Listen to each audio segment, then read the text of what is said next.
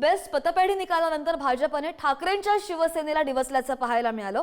दादरच्या सेना भवन परिसरामध्ये भाजपनं जोरदार बॅनरबाजी केली आहे। ठाकरे ब्रँड कोमात तर स्वदेशी देवाभाऊ जोमात भाजपाने ठाकरेंना असं डिवचत हे बॅनर्स लावलेले आहेत। बेस्ट पतपेढी निवडणुकीमध्ये ठाकरे बंधूंच्या पॅनलचा दणदणीत पराभव झाला आणि सगळ्याच्या सगळ्या 21 जागांवर ठाकरे बंधूंच्या उमेदवारांना पराभव स्वीकारावा लागलाय।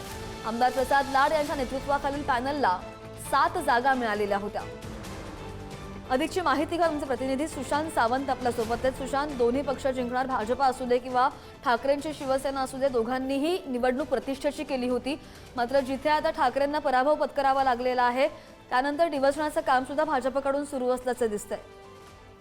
अगदी खरं आहे श्रद्धा, आपण जर बघितलं असेल तर दोन ठाकरे बंधू पहिल्यांदाच कोणत्या तरी एका निवडणुकीसाठी एकत्र आले होते आणि या निवडणुकीकडे शिवसैनिक असतील किंवा मनसैनिकांची एक अपेक्षा होती की ठाकरे ब्रँड चालेल। मात्र काल निकाल स्पष्ट झाले, निकाल समोर आले, मात्र ठाकरे ब्रँड कुठेच चालला नाही असं या निकालावरून दिसून आलं।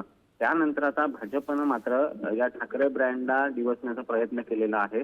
आज दादर परिसर असेल, मग तो प्रभादेवीचा परिसर असेल किंवा दादरमधील सेना भवन या परिसर असेल, या ठिकाणी भाजपकडून बॅनरबाजी करण्यात आली आणि या बॅनरबाजीत ठाकरे ब्रँडवर टीका देखील करण्यात आली। तर स्वदेशी देवाभाऊ ब्रँड चालला, ठाकरे ब्रँड कोमात तर स्वदेशी देवाभाऊ जोमात असं खरं तर हा बॅनर आहे। त्यामुळे आता वाद निर्माण होऊ शकतो, कारण बघितलं असेल तर दोन ठाकरे बंधू एकत्र आल्यानंतर एक शिवसैनिकांमध्ये आणि मनसैनिकांमध्ये उत्साह होता।